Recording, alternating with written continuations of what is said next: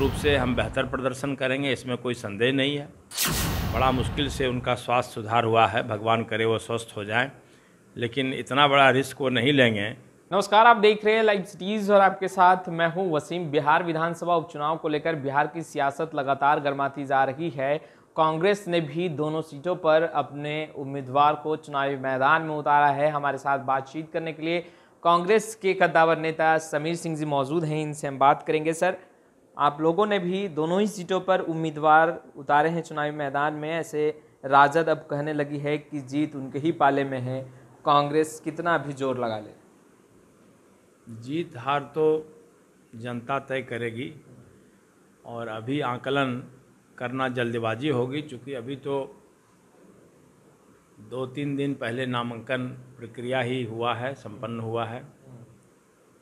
अभी जनता के मिजाज का ठीक से पता नहीं चला है, इसलिए कोई भी आदमी जीत का दावा करे यह बहुत जल्दबाजी होगी। लेकिन नामांकन के दिन से ही ये तो महसूस हो ही जाता है कि हमारे पार्टी की क्या स्थिति है।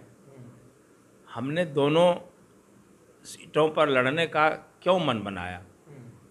हम महागठबंधन में थे और स्वाभाविक है कि महागठबंधन में होने के कारण हमारा सीट कुशेश्वर स्थान बनता था और आरजेडी का तारापुर बनता था।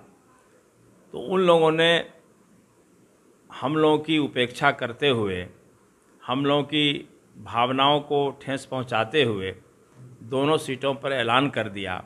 स्वाभाविक है, हम राष्ट्रीय स्तर की पार्टी हैं, तो हम लोगों ने भी निश्चय किया कि हम लोग भी दोनों सीट पर चुनाव लड़ेंगे और आज हम मुकाबला कर रहे हैं और निश्चित रूप से हम बेहतर प्रदर्शन करेंगे, इसमें कोई संदेह नहीं है। सर, तारापुर की जनता को से आप लगातार घुले मिले रहे हैं, आपकी कॉन्स्टिट्यूंसी भी वही पड़ती है, तो आपने एनालिसिस भी किया होगा, क्या स्थिति है?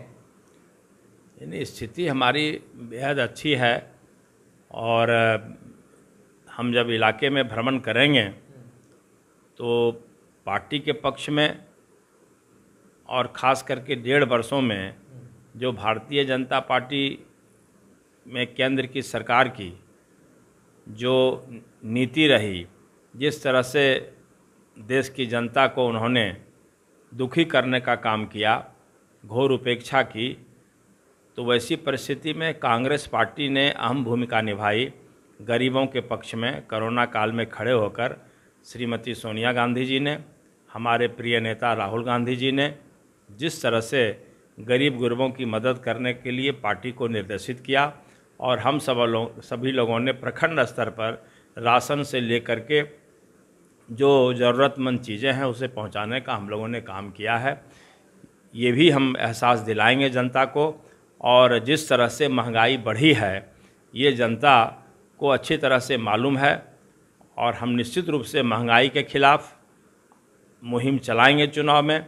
और ये हमारा मुख्य मुद्दा होगा कि कोरोना काल से लेके, कोरोना के शुरुआती दिनों से लेके अभी तक जिस तरह से मध्यम वर्गों और निम्न वर्गों के लोगों को परेशानी हुई है, जिस तरह से भूखमरी के कगार पर ये लोग खड़े हो गए हैं, ऐसी परिस्थिति में हम निश्चित रूप से अपील करेंगे जनता से कि इस परिस्थिति से अलग होने का एक अवसर आया है और उन्हें सबक सिखाने का अवसर आया है, इसलिए मौका नहीं चूकने का है। लालू प्रसाद यादव भी चुनावी सभा को संबोधित करते दिखाई देंगे, कितना कामयाब भुगतना पड़ेगा कांग्रेस?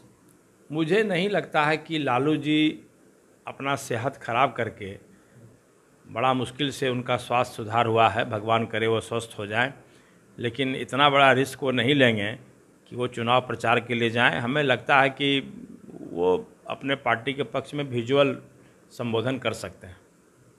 तो आपने सुना, समीर सिंह जी हमारे साथ जुड़े हुए थे, कांग्रेस के कद्दावर नेता हैं, एमएलसी हैं, जो साफ तौर पर कहते नज़र आ रहे थे कि वो चुनावी मैदान में जाएंगे और जनता से वोट अपील करेंगे और इन्हें विश्वास है कि कांग्रेस के उम्मीदवार ही जीत भी दर्ज करने जा रही है। खैर, लाइव सिटीज़ के साथ बने रहें, आपका बहुत बहुत शुक्रिया।